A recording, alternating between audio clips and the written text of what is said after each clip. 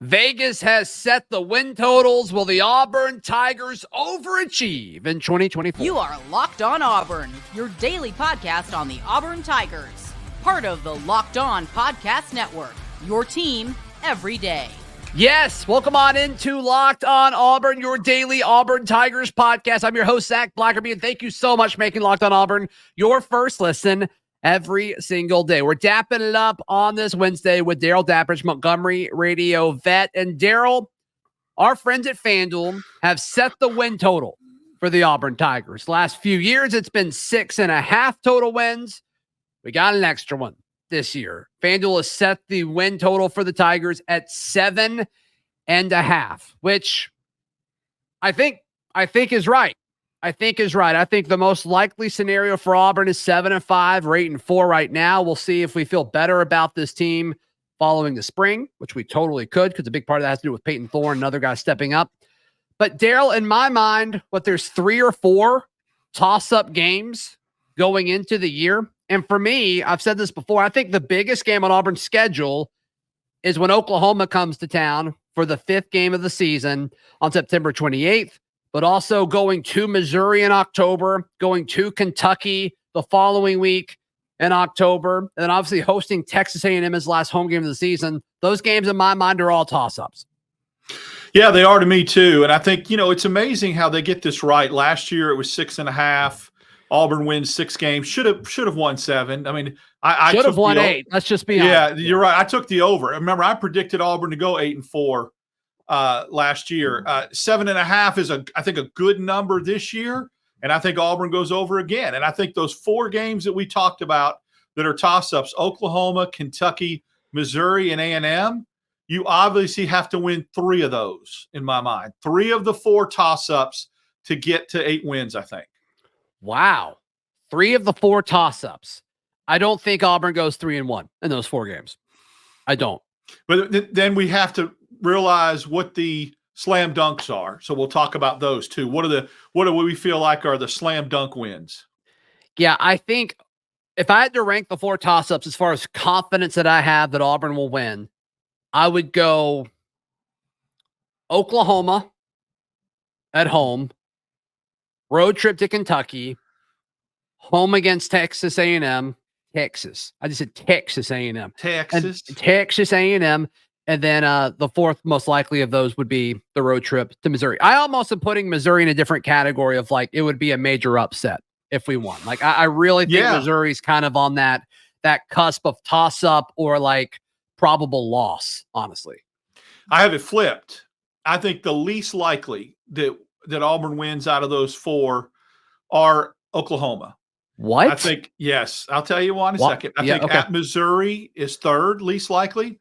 I think Kentucky, A&M's the most, in my opinion, I feel the most comfortable about of those 4 toss-ups. Kentucky, I feel second, best about second, then Missouri, then Oklahoma. And the reason why is Oklahoma, to me, is starting to build the roster like Oklahoma has in the past and getting in the SEC and the recruiting class. Oklahoma last year, would they lose 3 or 4 games?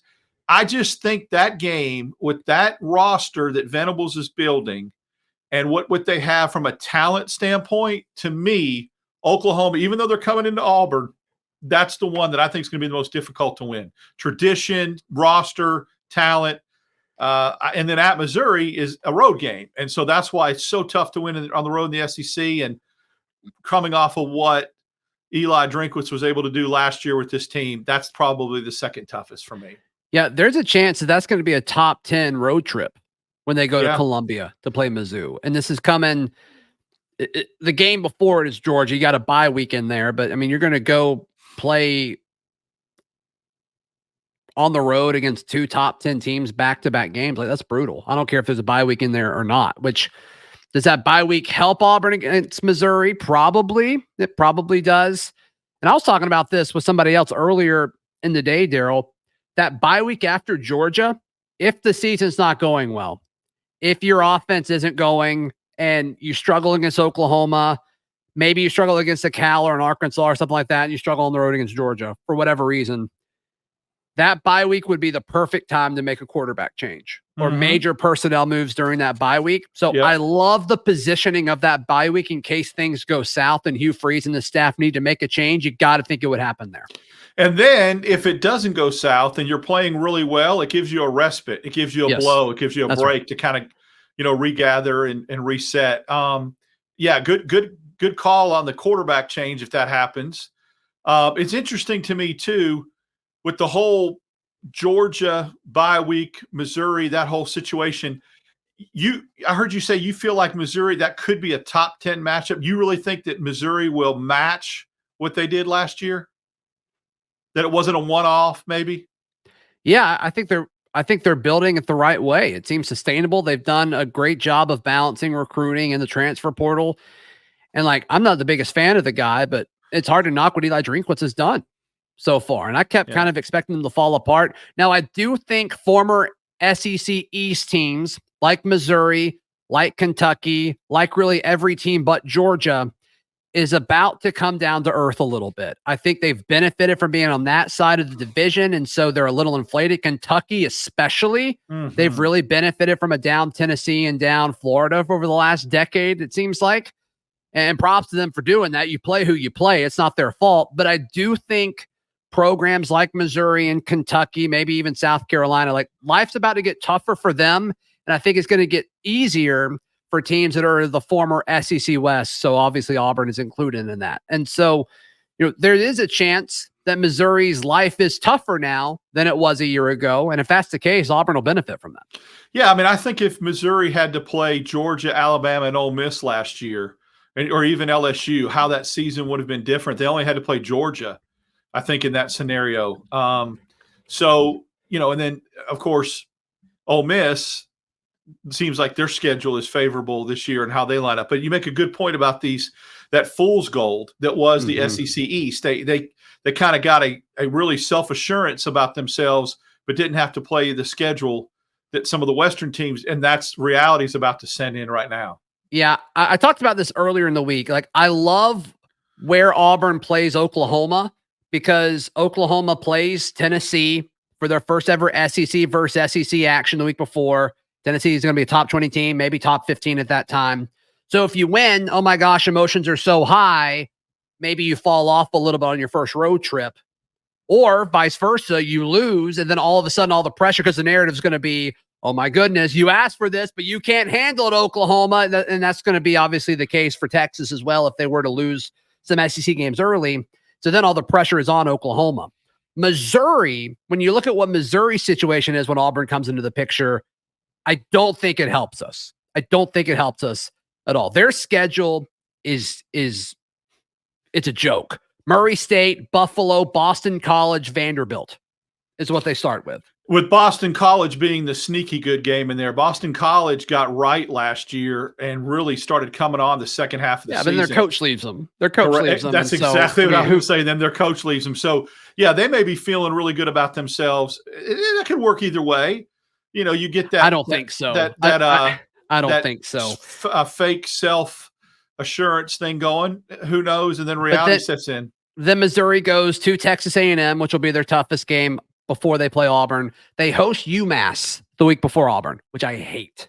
I hate that. Auburn's off, of course, but they host UMass, and then obviously they go to UMass. Is that right?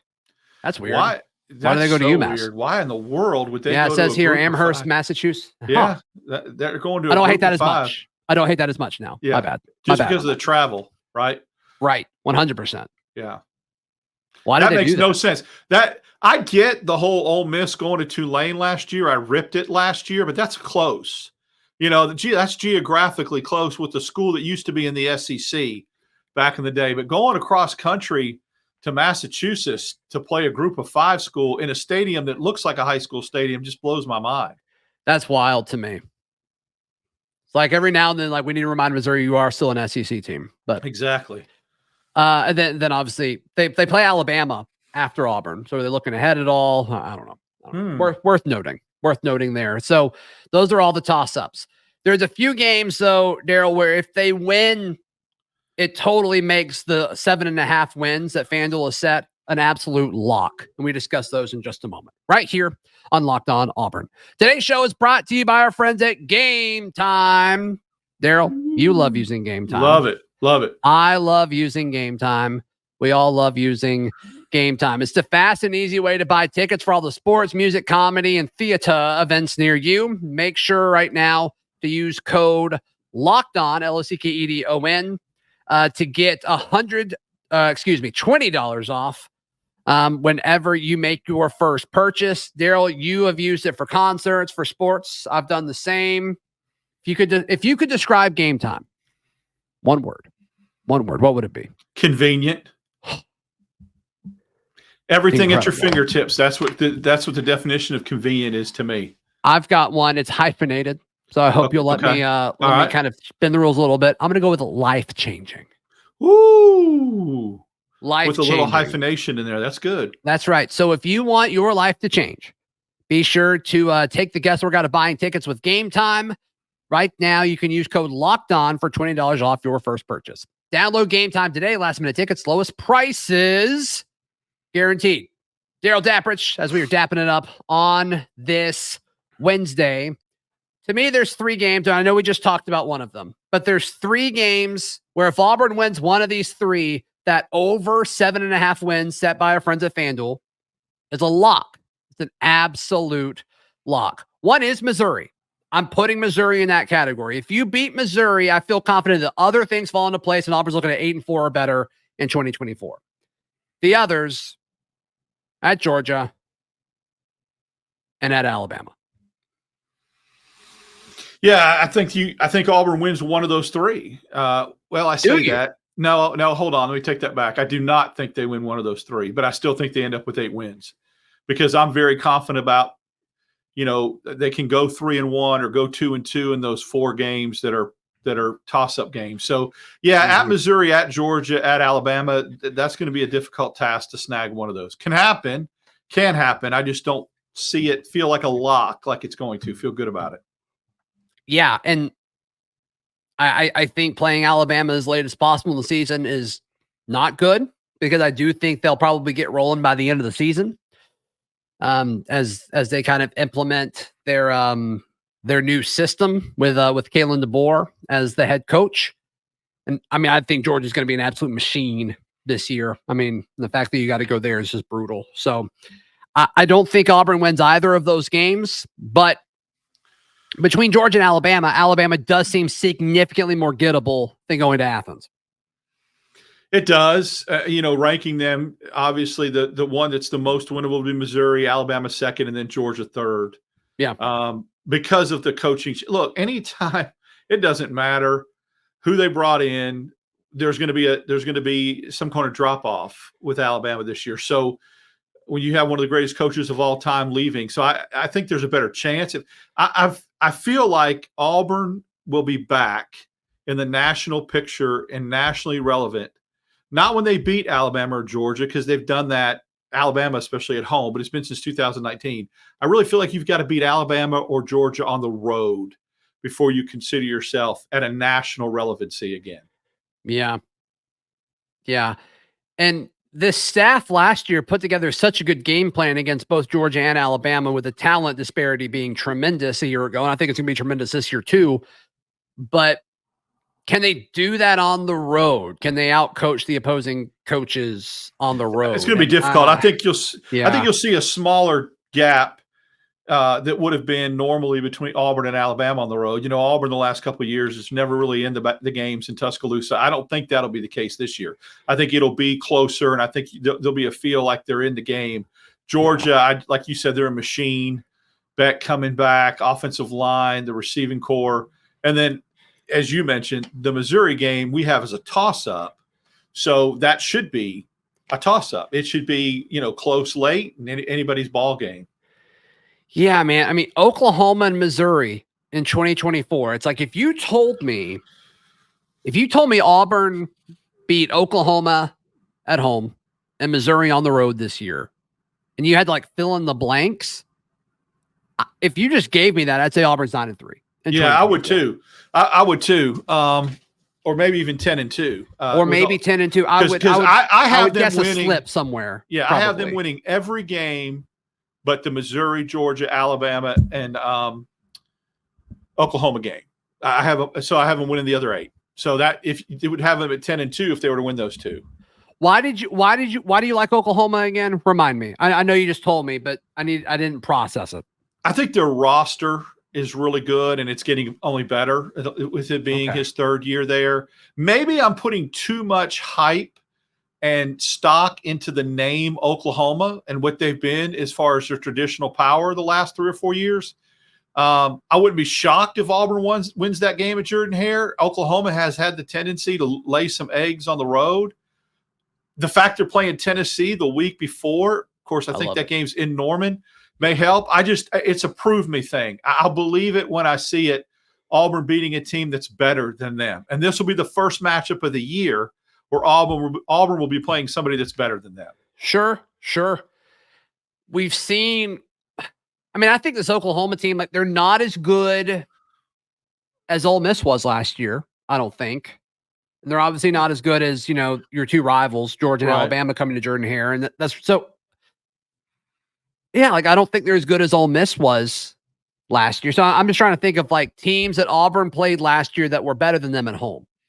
And I watched them play the closest comp. The other thing is I watched them play their bowl game, and they played a lot of young dudes in the bowl game and basically had that game won in the Alamo Bowl. So with all that talent, all that young talent that played in the bowl game coming back, they looked like they could be a little scary. Yeah, they're replacing. I think they're replacing all 5 starting offensive linemen, and they're replacing their quarterback. So, and then the quarterback that was supposed to play, no, he's back. He's the sophomore. The quarterback that played in the bowl game is back. The 5-star, phenom. Yeah, which apparently was the plan. That was like a 1-year rental thing, and then whoever they had, I forget his name, went to Oregon. He's replacing Bo up there. Gabriel. Kenny Gabriel. That's right. Yeah, that's right. Yeah, so what does that look like? There's just a lot of moving pieces for Oklahoma, and once again, the pressure is just going to be on them. So the rest, I think, are gimmies. Darrell, let's discuss that, and maybe who are we overlooking in just a moment, right here on Locked On Auburn. Today's show is brought to you by our friends at FanDuel. We've been talking about the FanDuel line they released earlier in the week, Darrell.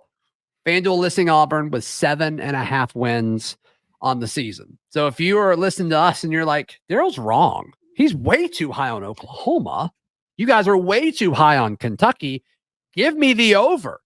All you got to do is head over to FanDuel.com/lockedon to shoot your shot. Because right now, new customers, they get $150 in bonus bets with any $5 winning bet. That's $150 if your bet wins. You can bet on everything from quick bets, live same game parlays, and of course, futures and win totals. They're adding win totals left and right over the past few weeks over at FanDuel. So just visit FanDuel.com/lockedon to shoot your shot. FanDuel's the official sports book of the NBA, the NFL, and the Locked On Podcast Network.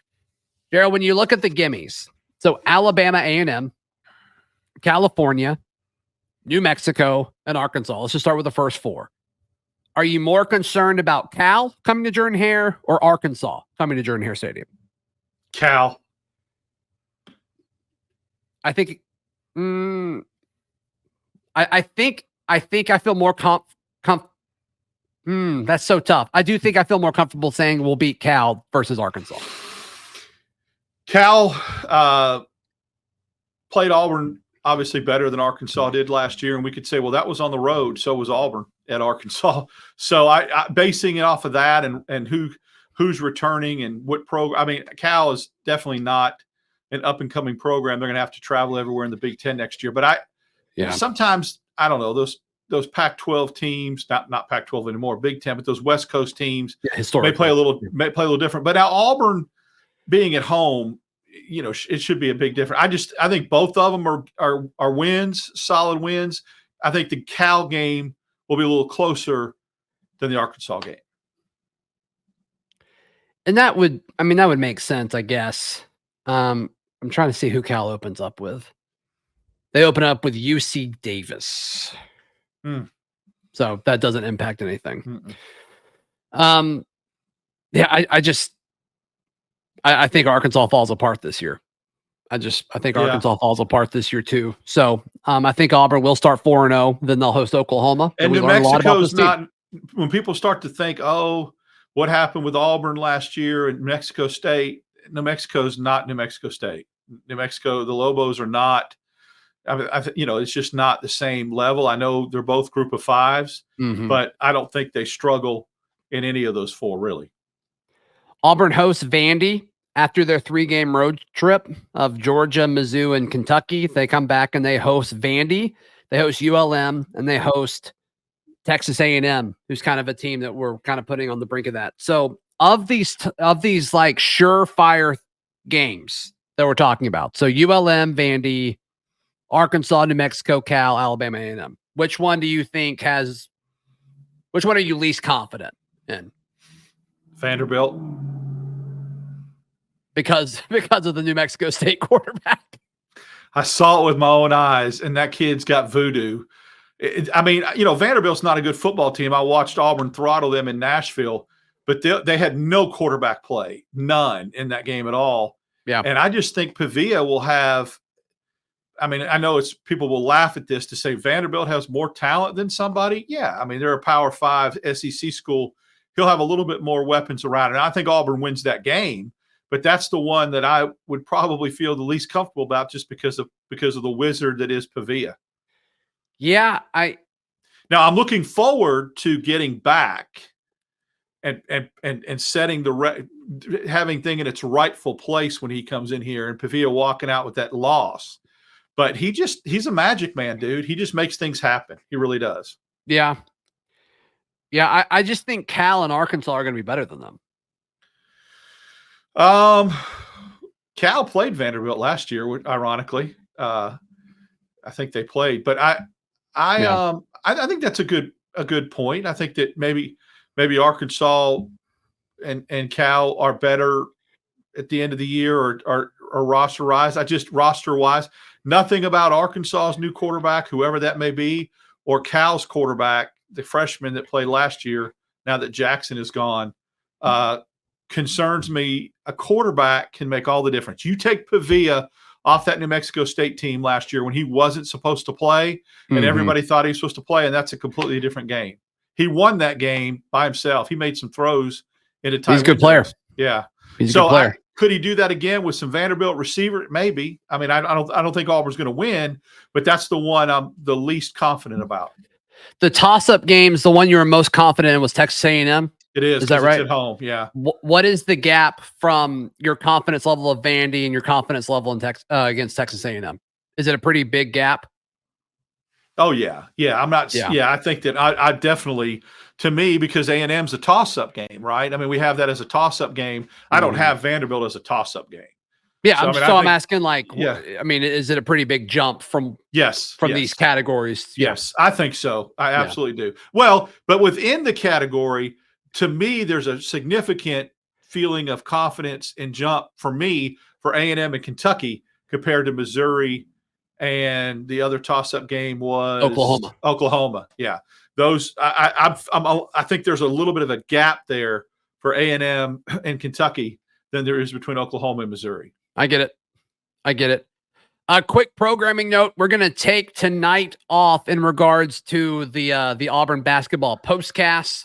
It's my wife's birthday. Everybody tell Leah happy birthday. She's the best. So we're going to. Happy birthday, Leah. And I will be a grandfather for the second time. Woohoo! Wow. Congratulations. I don't look like it, right? Yes, I do. You look pretty old. I do.